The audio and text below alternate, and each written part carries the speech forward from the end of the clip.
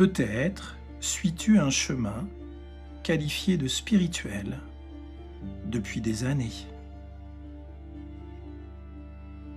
Et peut-être te dis-tu que ton chemin est meilleur que celui de tes amis, que celui de tes frères et sœurs, que celui de ton compagnon ou de ta compagne, que celui de tes parents, que celui encore des êtres attirés par l'argent, le sexe et la réussite, ou que celui des religieux fanatiques et rigides.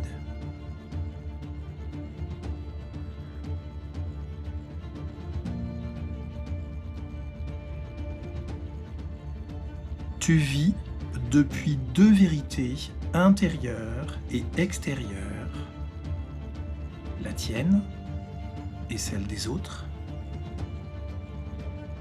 et tu proclames la tienne la meilleure.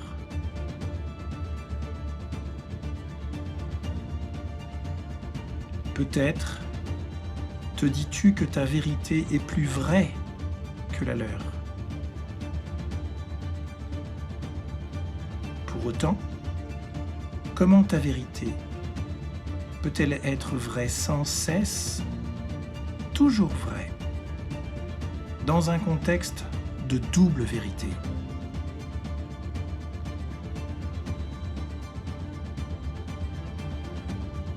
Elle ne peut vivre qu'avec sa concurrente,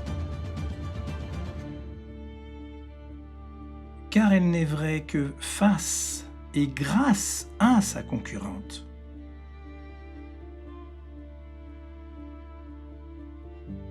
Ainsi, ces deux vérités ne peuvent être vraies qu'ensemble, et non en prenant le pas l'une sur l'autre.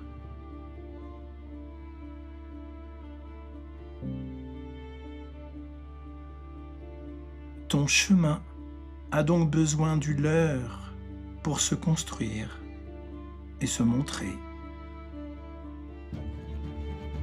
Et ces deux vérités, ces deux chemins sont inséparables l'un de l'autre pour se dire ce qu'ils sont.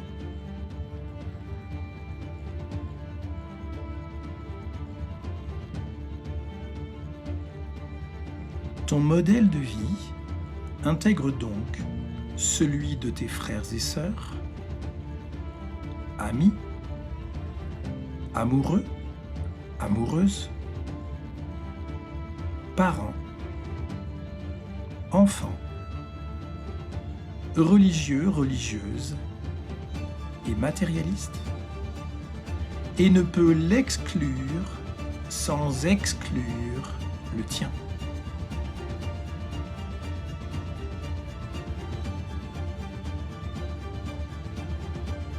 Tu ne peux donner de la valeur à ta vie spirituelle, à ton modèle de vie spirituel, que parce qu'il s'appuie sur celui des autres pour se construire.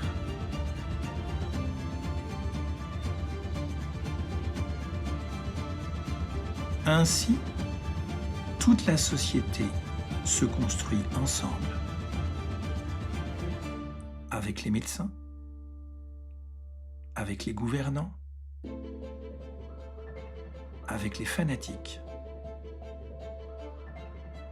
avec les guerriers, avec les riches et avec les puissants.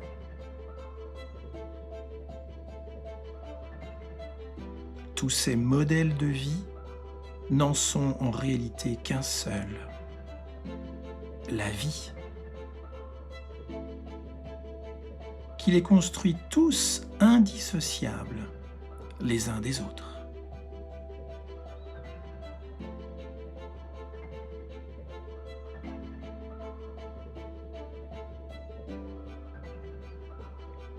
Par ton modèle de vie spirituelle, Tu nourris ainsi celui des matérialistes et des religieux,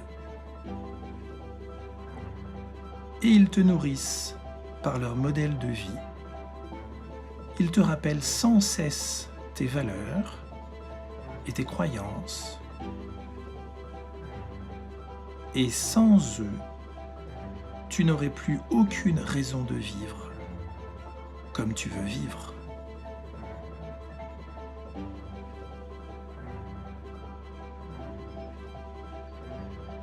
Toi et ta vie apparaissent de leur vie.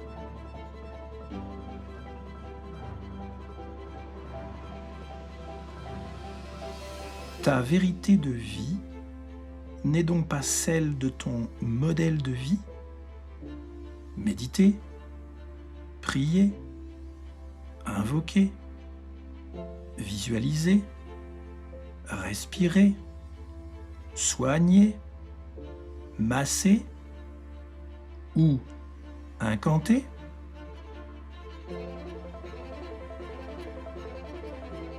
Mais ton modèle global est aussi gagner de l'argent, te faire vacciner, exploiter des gens, en tuer d'autres, manger industriel, ne vivre que pour soi, faire carrière, exploiter la planète et la polluer.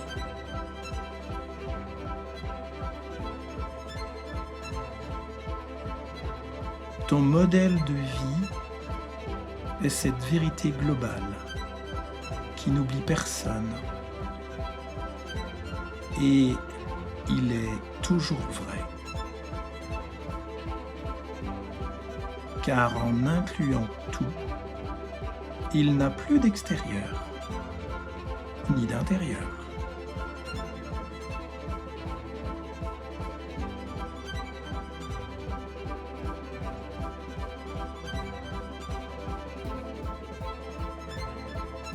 Une vérité une et unique n'est-elle pas toujours vraie? Et n'est-ce pas un modèle de vie fiable que tu recherches pour te reposer dessus?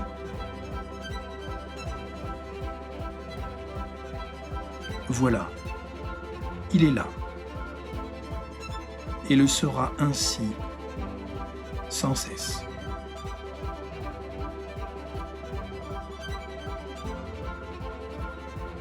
Nous savons tous ensemble où nous ne savons rien.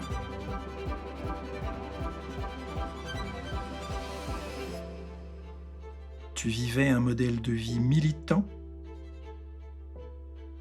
que tu voulais s'imposer aux autres. Un modèle guerrier donc. Te voilà maintenant face à ton modèle amoureux qui inclut tous ses concurrents.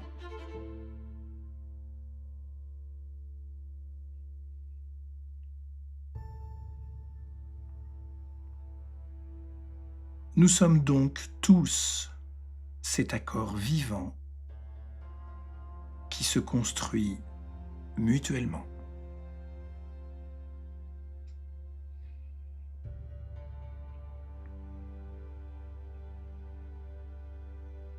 Tu te dis peut-être que c'est bien joli tout ça, mais que ta façon de vivre est bien meilleure que les autres, quoi qu'il en soit. Peut-être, peut-être pas.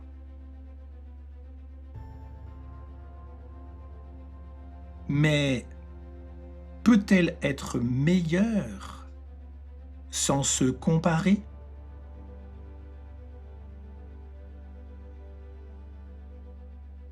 Sans comparaison possible avec les autres, sa valeur s'évanouit.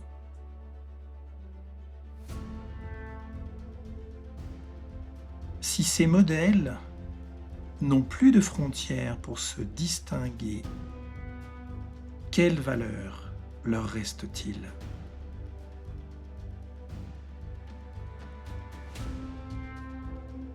La valeur de l'oubli de leur valeur. La valeur d'être réunis comme un seul.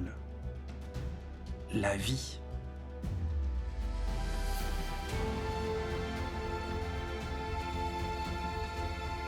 Or, comment peux-tu distinguer ces modèles s'ils ne te sont plus extérieurs?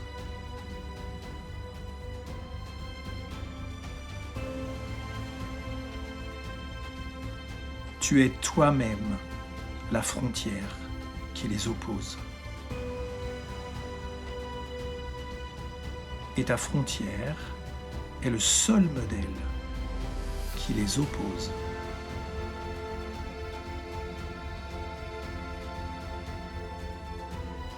Ta frontière est ton personnage,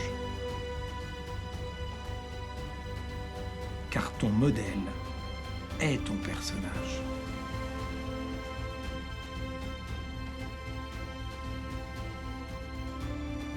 Un modèle personnel oppose deux vérités constamment, en dedans et en dehors de tes contours.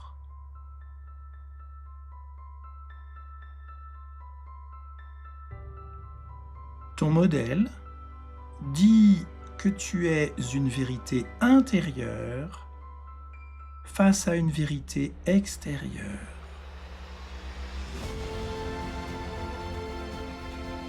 Ton modèle personnel consiste ainsi à vivre sans cesse en présence de deux vérités. Et toi qui cherches à vivre une vie fiable et sécurisante, te voilà sans cesse prise entre deux feux et faisant la girouette entre tes vérités, t'épuisant et en souffrant.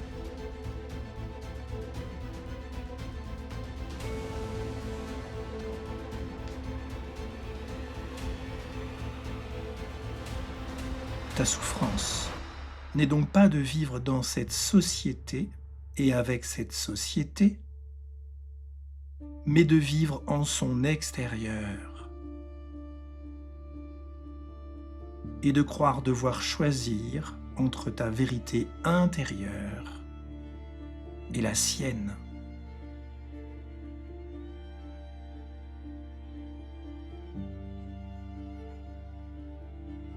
Ton modèle de vie est pour toi le meilleur, car il peut être le pire.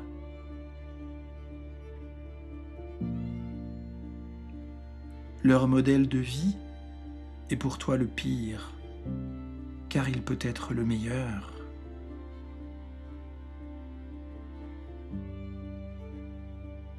Les adeptes du développement personnel encensent le personnage, et les non-dualistes tentent de le faire taire.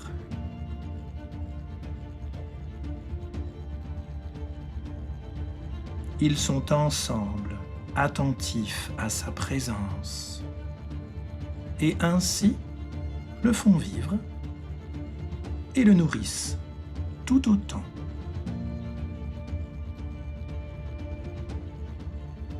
Les fans de développement personnel veulent améliorer l'ego. Les non-dualistes veulent le bâillonner. Ils se concentrent sur sa même présence, sont donc d'accord, ensemble, sur sa présence, et le nourrissent ensemble. Les féministes veulent combattre le masculin autoritaire et en le combattant, adoptent les mêmes armes que lui, le combat, oubliant leur féminin.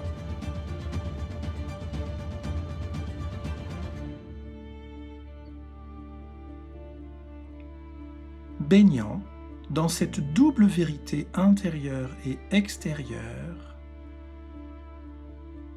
et croyant être sous pression de la frontière qui les sépare, chaque adepte d'un modèle de vie spirituel tente d'imposer son modèle de vie à son environnement, juste en l'adoptant.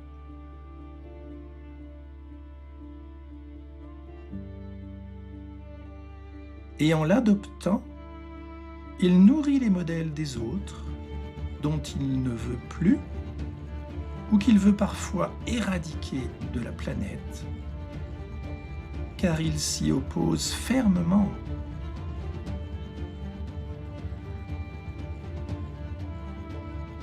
Les vaccinés nourrissent les non-vaccinés. Et les non-vaccinés nourrissent les vaccinés.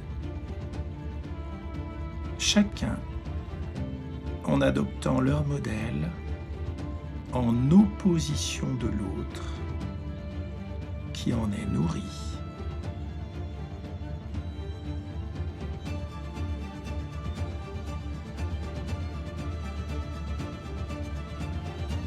Les spirituels laïcs dénoncent le fanatisme des religieux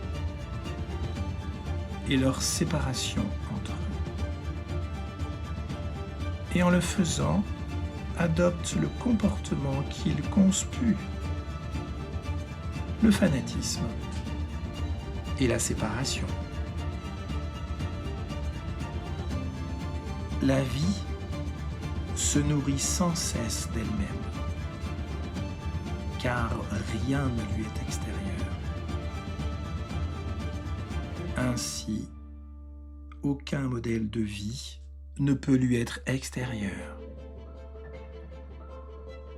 Tous pointent vers le même modèle sans pouvoir lui être extérieur. La vie.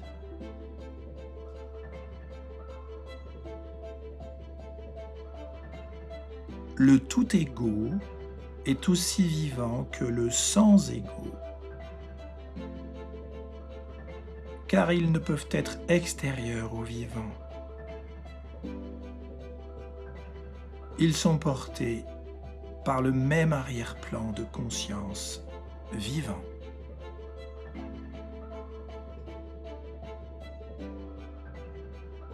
Baignant dans cette double vérité intérieure-extérieure depuis l'âge de 2 ans, nous attendons que notre vie ait un sens, puisque notre double vérité disponible nous dit qu'elle pourrait ne pas en avoir. Mais si elle ne pouvait pas ne pas avoir de sens, nous n'aurions pas besoin qu'elle ait du sens. N'est-ce pas?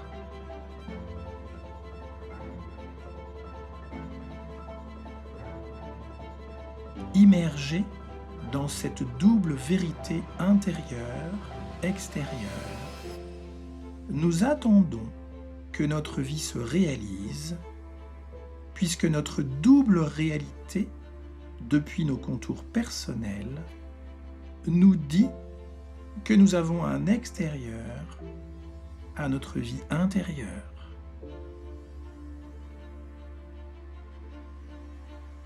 Mais sans réalité extérieure, avons-nous encore besoin de nous sentir réalisés ou de réaliser notre vie?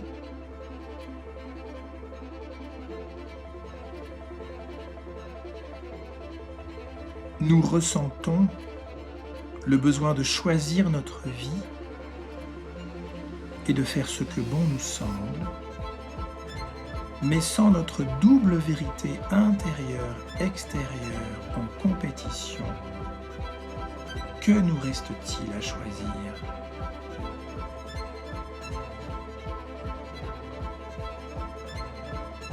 Nous voulons vivre l'éveil et nous sentir éveillés,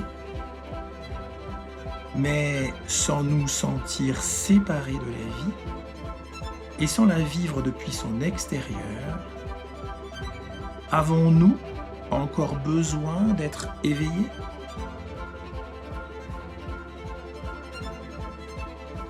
Sans séparation d'avec la vie, ne sommes-nous pas déjà éveillés?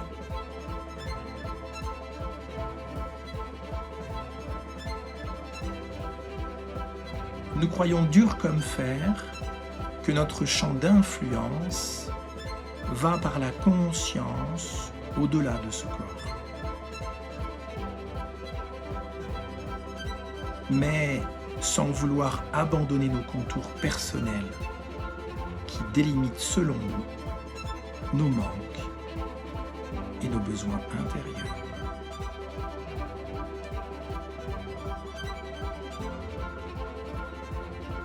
Mais si notre champ d'influence est plus vaste, notre corps peut-il rester notre référentiel intérieur?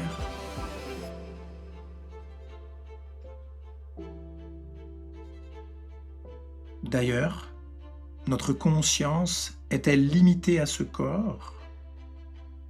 Et ne nous autorise-t-elle pas à regarder le monde au-delà de ce corps?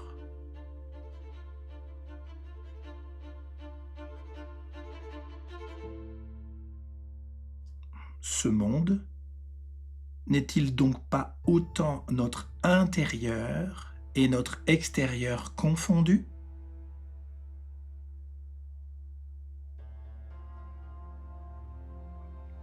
Et notre conscience n'est-elle pas finalement la conscience de ce monde?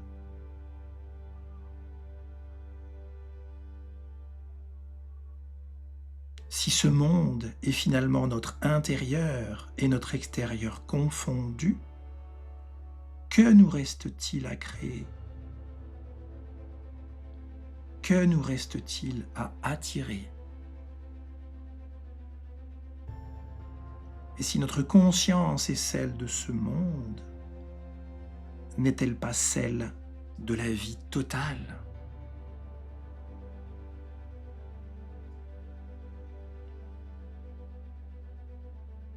Notre siècle en est à une étape capitale, comme toutes celles qui l'ont préparé. Celle de savoir nous adapter au changement de climat, au changement de technologie, au changement scientifique, au changement de génération, au changement extraplanétaire.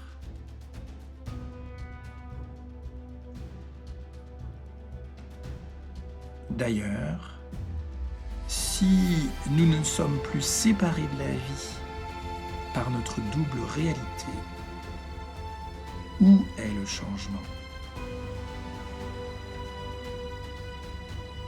Ainsi, notre cœur est au centre de cette grande transhumance qui, par sa variabilité cardiaque retrouvée, nous invite à vivre avec le vivant, tel qu'il est, sans préférence ni intérieure ni extérieure, mais depuis leur arrière-plan de conscience conjoint, la vie vivante.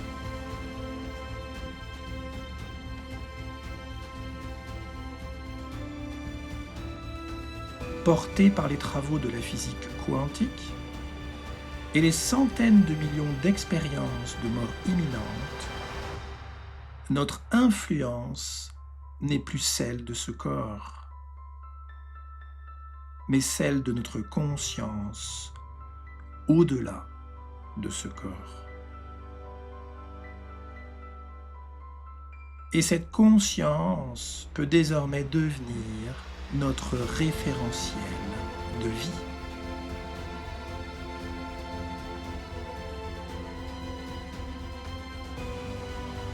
Notre conscience qui perçoit avant ce corps et après ce corps, dans le passé, dans le futur, et même après sa mort physique, englobe donc ce corps et son cerveau.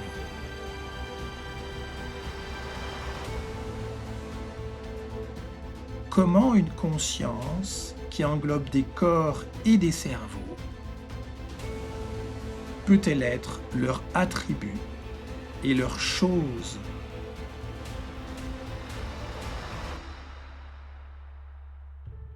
Notre corps et notre cerveau n'ont pas des prises de conscience.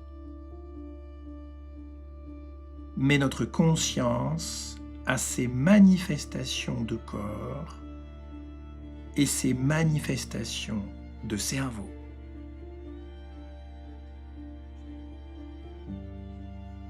Notre langage parlé ou pensé d'hier n'est plus adapté au langage de la conscience en cours. Il est en cours de mutation.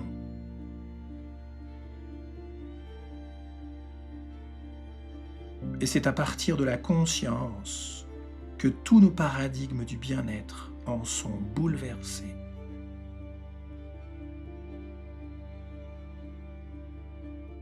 Ainsi, sachant que la conscience est l'impératrice, comment pouvons-nous encore guérir ou soigner à partir du corps, son vassal?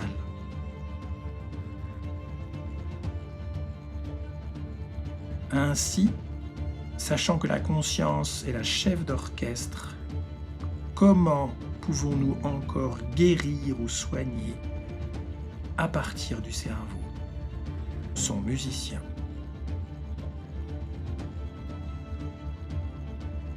Lorsque vous faites pousser une plante, plantez-vous des feuilles ou des graines?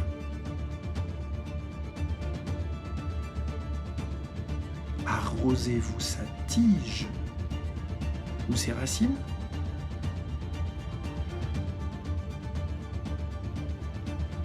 Notre conscience, qui englobe le monde entier sans distinction, qui englobe toutes les situations et tous les corps sans les trier, connaît-elle autre chose qu'aimer?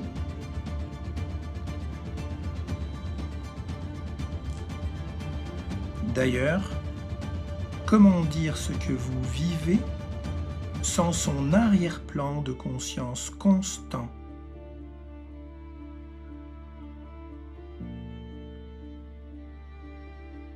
Qu'y a-t-il de vraiment vrai dans votre vie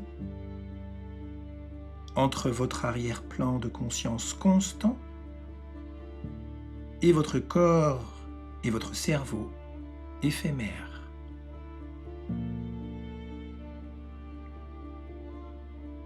Ne recherchez-vous pas à vous reposer sur un socle fiable dans votre vie?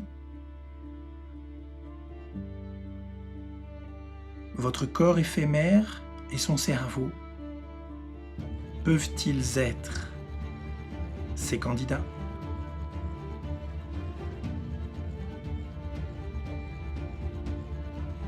Cette conscience libre de votre corps n'a ni avant et ni après, n'a pas de concurrence et ne propose qu'une vérité une et unique, la vie. Que vous importe le choix désormais, puisque vous vivez d'une seule vérité, sans concurrence? Que vous importe le sens désormais, puisqu'il ne peut avoir de vérité opposée? Que vous importe la réussite désormais, puisque votre vie est toujours réussie à partir de cette conscience toujours vraie?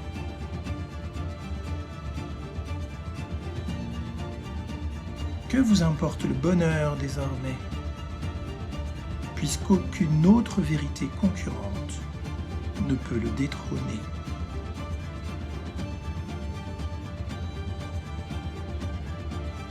Que vous importe votre modèle de vie désormais, puisque cette conscience observe tous les modèles et les englobe tous, sans préférence.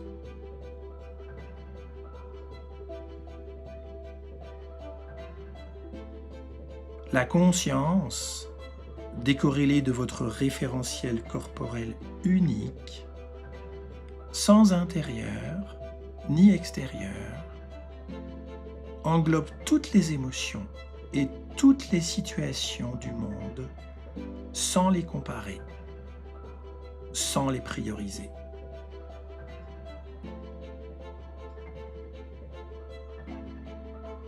Que devienne le soutien ou l'abandon avec le même arrière-plan de conscience.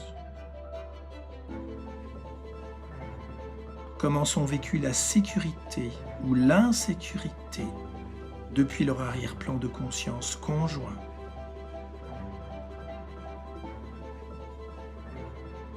Comment est la joie désormais sans rival?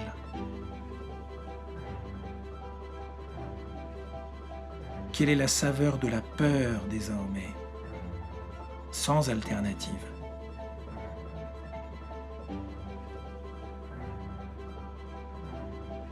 Tous nos paradigmes de société, de santé et du bien-être sont à revoir à la lumière de notre nouvelle taille d'observation, de notre nouveau champ d'influence, celui de la conscience. Il ne s'agit pas de faire du neuf avec de l'ancien, en tentant de trouver de nouvelles techniques corporelles, psychologiques ou neurologiques, mais de positionner la conscience au sommet de ce monde. Il ne s'agit pas de changer de lunettes, mais de vivre sans lunettes,